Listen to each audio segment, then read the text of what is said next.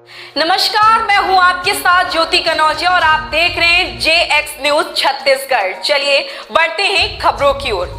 कांकेर में बॉयफ्रेंड बना हैवान, प्रेम प्रसंग के विवाद में ली 22 वर्षीय युवती की जान, पुलिस ने सुलझाई खेत में मिले कंकाल की गुत्थी, प्रेमी और साथी गिरफ्तार। कांकेर जिले के पखांजूर थाना क्षेत्र से एक सनसनीखेज हत्या का मामला सामने आया है। प्रेम प्रसंग के चलते 22 वर्षीय युवती की बेरहमी से हत्या कर दी गई।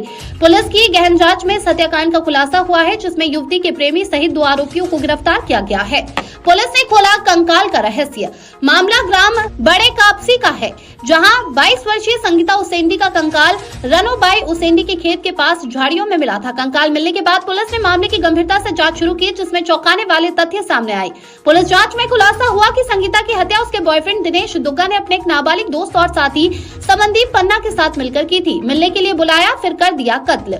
पुलिस के मुताबिक 16 नवंबर 2025 की रात संगीता को मिलने के बहाने खेत में बुलाया गया था। वहां शादी को लेकर हुए विवाद के बाद आरोपियों ने गला दबाकर उसकी हत्या कर दी।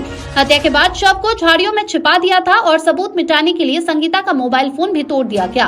कॉल डिटेल रिकॉर्ड, परिजनों के बयान और तकनीकी साक्ष्यों के आधार पर पुलिस ने आरोपियों को गिरफ्तार किया। पूछताछ के दौरान आरोपियों ने अपना जुर्म कबूल किया। इसके बाद पुलिस ने घटनास्थल पर रिक्रिएशन भी कराया। 2 आरोपी को जेल और नाबालिग को भेजा बाल न्याय बोर्ड। मुख्य आरोपी दिनेश दुग्गा और समनदीप पन्ना को न्यायालय में पेश किया गया है, जबकि नाबालिग आरोपी को बाल न्याय बोर्ड भेजा गया है। इस सनसनीखेज हत्याकांड के खुलासे के बाद पूरे इलाके में दहशत और आक्रोश का माहौल है। पुलिस ने मामले में आगे की कानूनी कार्रवाई जारी रखने की बात कही है। थाना में सूचना प्राप्त हुआ कि एक नर कंकाल पड़ा हुआ है खेत में, जो बड़े कापसी के पास में गांव में नर कंकाल पड़ा हुआ था। तो आकर के सूचना दी ग्रामीणों के द्वारा। तो गए हम लोग, थाना स्टाफ पूरा गया, NSDP साहब भी गया, मैं भी गया, और वहाँ पे जाकर के फॉरेंसिक टीम को भी बुलाए और अपने डॉग स्क्वाड को भी बुलवाए थे वहाँ पे, और गहनता के साथ में वहाँ पे सभी को जब्त किए। उनको तो मेडिकल कॉलेज भेज दिया गया है।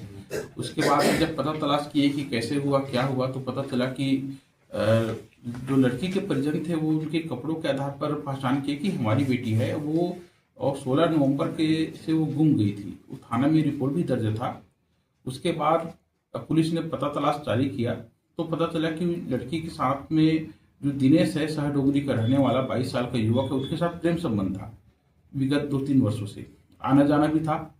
और तो उसी से ही पता किए, पूछताछ किए, तो सख्ती के साथ पूछताछ करने पर और बाकी साइबर सेल से भी हम लोगों ने मदद लिया, तो उसमें भी पता चल गया कि मुख्य आरोपी यही है। इसके द्वारा स्वीकार भी कर लिया। साथ में एक अन्य आरोपी जो नाबालिग है उनका भी साथ में बताया। वो पुणे चल दिया था काम करने के लिए, तो अपना टीम वहां तक गया, उसको लेकर के आए हैं। और चूंकि वो नाबालिग है इसलिए उनको बाल न्यायालय में पेश किया जाएगा। जब पूछताछ के दौरान दिनेश को तो जेल भेज दिए थे। जब पूछताछ के दौरान उनसे जब बात किया, जो नाबालिग विधि से संघर्षरत बालक है, तो पता चला कि एक और लड़का सनमदीप करके लड़का है, वो भी उसमें साथ में गया था। उनसे भी बुलाया गया, उनको भी लेकर के आया। उनसे भी जब पूछताछ किया गया तो आरोप होना स्वीकार किया। तो उसके आधार पर कार्रवाई की जा रही है और तीनों को न्यायालय में पेश कर दिया जा रहा है। सर, ये मामला प्रेम प्रसंग का है, तो मर्डर तक कैसे पहुंचा? आरोपी लोग कुछ बताया इस बारे में? ये जो लड़की का नाम संगीता है, जो 21 वर्ष की लगभग की है, और संगीता का प्रेम था दिनेश के साथ में। और दिनेश 2-3 वर्षों से लगातार प्रेम था, और लड़की चाह रही थी कि उसके साथ विवाह करना, शादी करना। लड़की को ये शुरू में पसंद किया, लेकिन बाद में शादी करने से इनकार कर दिया। और उसी कारण से ही शादी नहीं करने के लिए और रास्ते से हटाने के लिए जो है दिनेश के द्वारा षड्यंत्र किया गया, और बाकायदा प्रॉपर 16 तारीख को षड्यंत्र किया। 16 तारीख से पहले अपने दोस्तों के साथ बात रखा। उसके बाद वो 16 तारीख को आया। पैसा पहले इकट्ठा, यहाँ तक उसके गांव तक, लड़की के गांव आने तक पैसा नहीं था, लाया।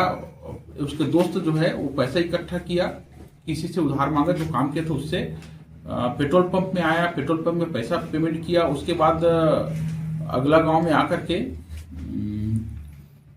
कौन सा गांव था, मरोड़ा गांव में आकर के शराब, एक जगह शराब भी खरीदे, 2.5 लीटर महुआ शराब खरीदे और छिंदरस भी खरीदे। आगे आकर के उसका शराब सेवन किए। उसके बाद सीधे चले गए गांव में, बाइक में ही गए थे और वहां जाकर के फिर दोनों लड़कों को बाकायदा छुपा दिया लड़की के ही खेत में। और उसके बाद लड़का गया, उसको कॉल किया, लड़की को बुलाया, लेकर के आया। चूंकि प्रेम करती थी लड़की तो उसके विश्वास में लड़की आ गई और दोनों खेत में गए, बातचीत किए।